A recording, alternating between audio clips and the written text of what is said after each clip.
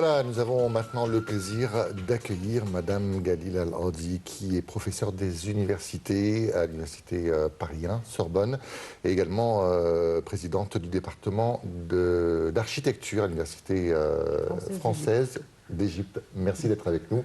Alors, on va parler aujourd'hui d'un projet, c'est vrai que tout le monde en parle, mais peu de gens le connaissent ou connaissent en tout cas les détails de ce projet. C'est la restauration du centre-ville du Caire. Oui, en fait, c'est un projet de réhabilitation qui a débuté en 2014, juste après le transfert des marchands ambulants du centre-ville. Et ils ont voulu, après avoir transféré ces marchands, faire quelque chose qui soit plus importante et frapper un peu les imaginations par des réhabilitations de certains secteurs du centre-ville. Et en fait, c'est pas vraiment le premier projet de réhabilitation parce que il y en a eu déjà deux.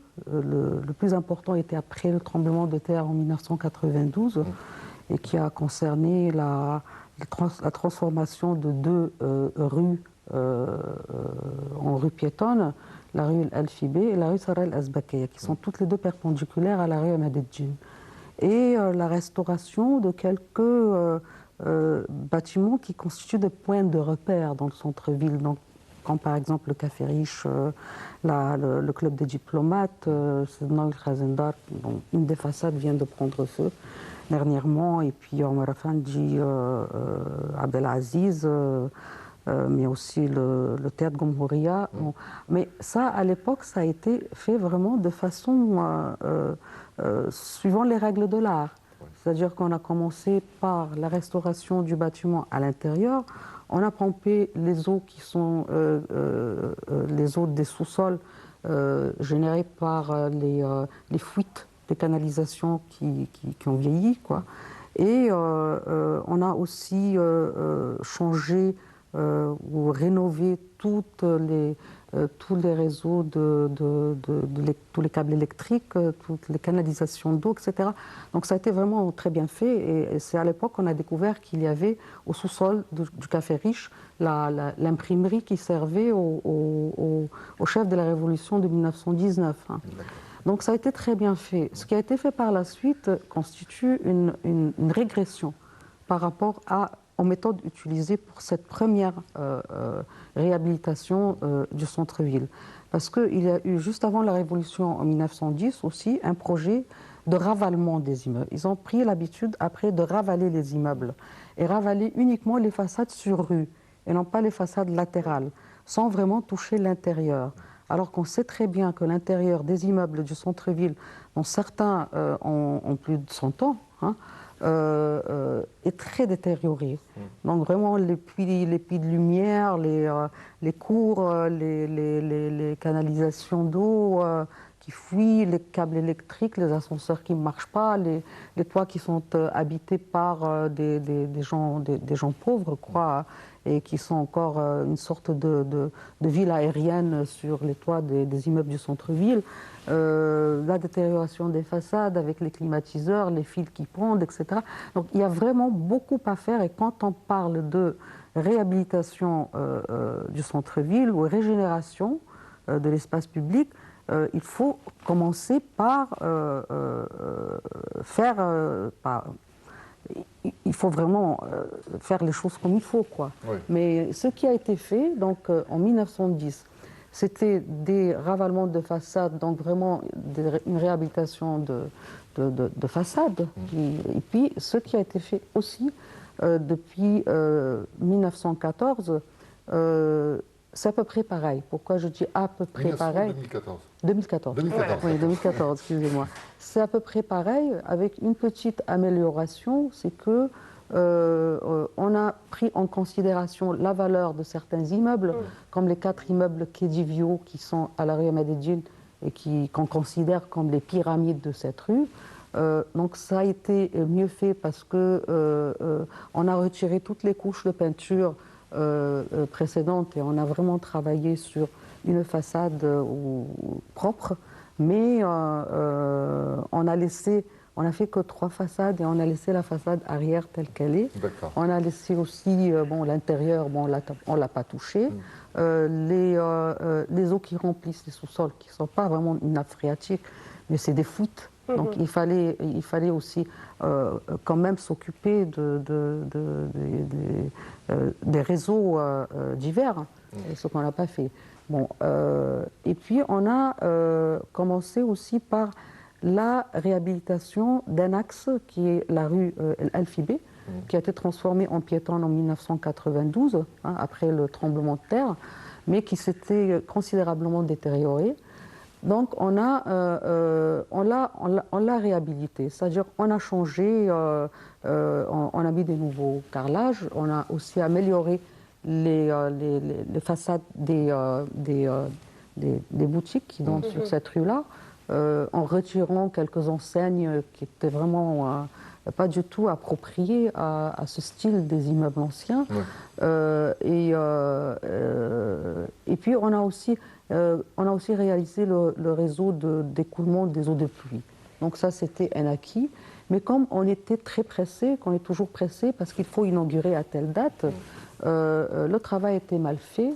Et quelques mois plus tard, le basalte qui a été posé sur la place Rabi, dans laquelle débouche cette rue-là, a explosé, parce qu'on a choisi des carreaux de 2 cm d'épaisseur, alors qu'il fallait 4 cm ou 6 même. Et maintenant, après 1 an, la rue a besoin de rafraîchissement parce que les bandes en basalte qu'on a placées se sont effondrées parce que le travail était très mal fait et fait précipitamment. Donc c'est vraiment de travail de surface et le moment important, c'est le moment de l'inauguration. Et l'image doit être très belle au début. Et puis on commence à découvrir les défauts de réalisation parce qu'on a voulu tout faire dans un temps record et les gens oublient. Madame Galila, en tant que piétonne ou que n'importe quelle égyptienne qui se promène dans le centre-ville, on a l'impression qu'il y a quand même quelque chose qui a été fait. Parce que le centre-ville aujourd'hui du Caire, vous l'avez dit, en façade, peut-être les immeubles ont été ravalés. Ça ressemble à peu près au siècle dernier, puisqu'on a gardé le même style d'architecture, mais apparemment, le problème vient plus de l'intérieur. Il faut commencer par l'intérieur pour l'extérieur. Mais est-ce que vous avez aussi cette impression, c'est-à-dire qu'aujourd'hui, quand on se promène là-bas, dans les grandes rues du centre-ville, voilà, on est beaucoup plus apaisé, on va dire, visuellement de ce que l'on voit. C'est vrai, c'est indéniable. C'est-à-dire, bon, c'est un travail de surface, de façade, ça c'est sûr, qui est aussi mal fait parce que nous, les spécialistes, on connaît les défauts. Les autres, bon, ils voient ça de loin pour le choix des couleurs qui ne sont pas les couleurs d'origine. Enfin, plein. Mais c'est vrai que les gens sentent que c'est devenu plus propre. On commence à voir les éléments décoratifs des façades, ça c'est certain.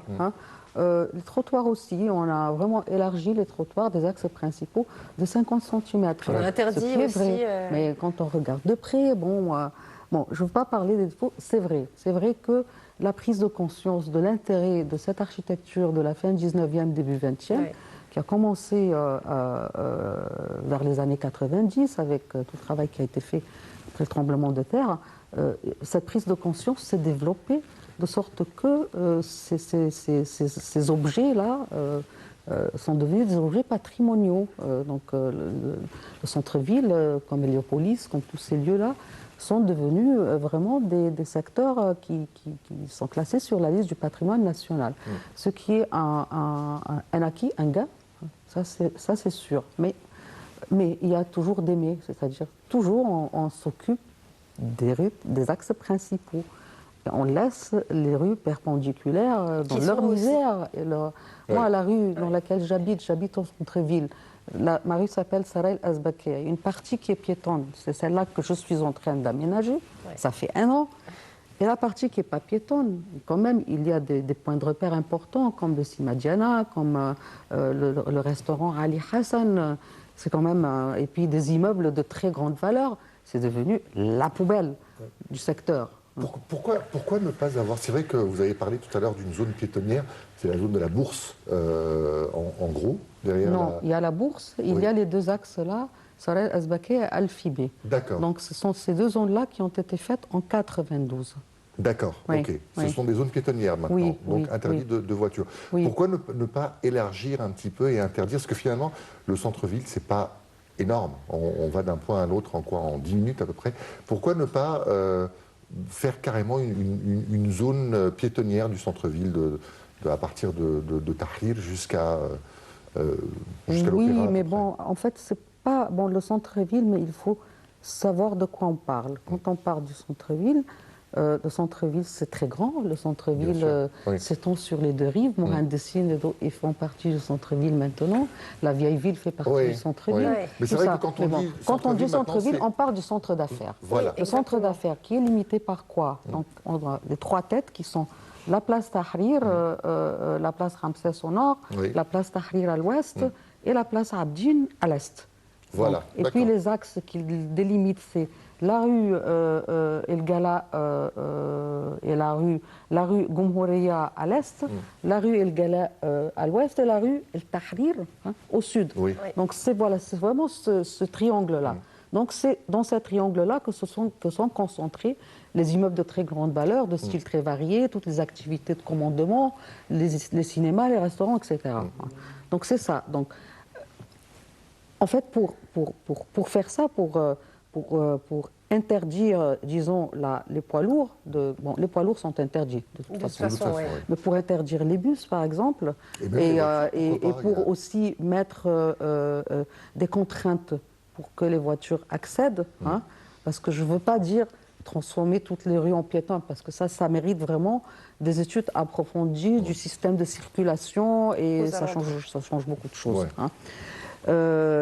Il faut aussi avoir des idées innovatrices, pas la même chose. C'est-à-dire, là, quand on parle réhabilitation du centre-ville, je vais ravaler les immeubles importants et je vais aussi réhabiliter les axes importants. Bon, mais le reste, bon. Alors nous, on avait proposé dans un projet qui était financé par la Commission européenne en 2000 et qui a duré entre 2000 et 2006, qui a beaucoup aussi contribué à la prise de conscience de l'intérêt de ce patrimoine, hein, on avait proposé qu'on reprenne,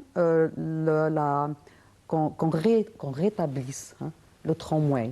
Oui. Donc on rétablisse le tramway et que ce soit un tramway circulaire qui va marcher dans la rue Tahrir, la rue Gomhoureya et la rue El Gala. Lui, il passait par la rue El Gala, avec une entrée qui vient de la place Ramsès et qui s'arrête à la rue du 26 juillet, mais aussi, c'est-à-dire, on va reprendre les deux anciennes lignes qui passaient par la place Ramsès jusqu'à la rue du 26 juillet, et celle aussi qui partait de la rue 26 juillet et qui passera par la suite par Zamalek, et qui va aller, qui traversera Boula, et qui va aller jusqu'à la rive ouest. Ça, c'est l'ancienne ligne. Oui. Donc, on n'inventait rien. Ouais. Donc, on avait proposé ça, comme ça, lorsqu'on fait cette ligne circulaire-là, avec le tramway, c'est très agréable. Le tramway, on Ouais. observe, on regarde, et donc, ça allait quand même limiter. D'abord, on allait interdire les autobus, on allait aussi diminuer aussi le nombre de voitures Qui passe par le centre-ville. et puis aussi la création de parkings tout autour, de parkings souterrains. Il y a déjà un qui existe, celui de Tahrir, Tahrir, oui, mais très grand. il fallait aussi qu'on en crée d'autres. Donc ça n'a pas du tout... c'est resté à l'état de vœux pieux, à l'état d'idées, parce que ça devait coûter cher,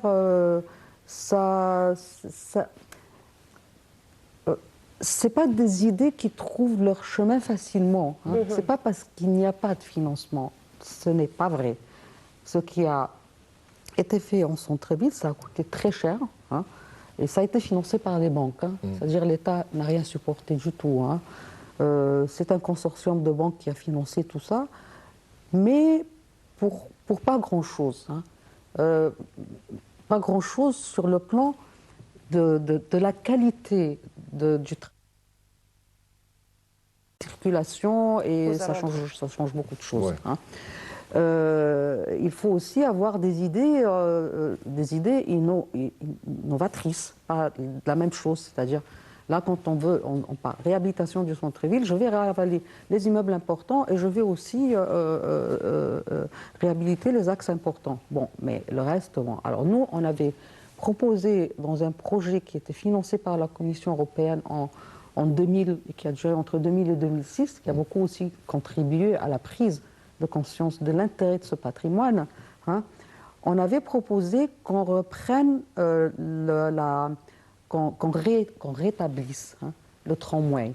Oui. Donc on rétablisse le tramway et que ce soit un tramway circulaire, hein, qui va marcher dans la rue Tahrir, la rue Gomhoureya, hein, et la rue El Gala. Lui, il passait par la rue El Gala, avec une entrée, hein, qui vient de la place Ramsès et qui s'arrête à la rue du 26 juillet, mais aussi, c'est-à-dire, on va reprendre les deux anciennes lignes qui passaient par la place Ramsès jusqu'à la rue du 26 juillet, et celle aussi qui partait de la rue 26 juillet et qui passera par la suite par Zamalek, et qui va aller, qui traversera Boula et qui va aller jusqu'à la rive ouest. Ça, c'est l'ancienne ligne. Oui. Donc on n'inventait rien. Ouais. Donc on avait proposé ça, comme ça, lorsqu'on fait cette ligne circulaire-là, avec le tramway, c'est très agréable. Le tramway, on observe, on regarde, et donc ça allait quand même limiter. D'abord, on allait interdire les autobus, hein. On allait aussi diminuer aussi le nombre de voitures qui passent par le centre-ville. Et puis aussi la création de parkings tout autour, hein, de parkings souterrains. Il y a déjà un qui existe, celui de Tahrir, Oui, mais il fallait aussi qu'on en crée d'autres, hein. Donc ça n'a pas du tout... c'est resté à l'état de vœux pieux, à l'état d'idée, parce que ça devait coûter cher,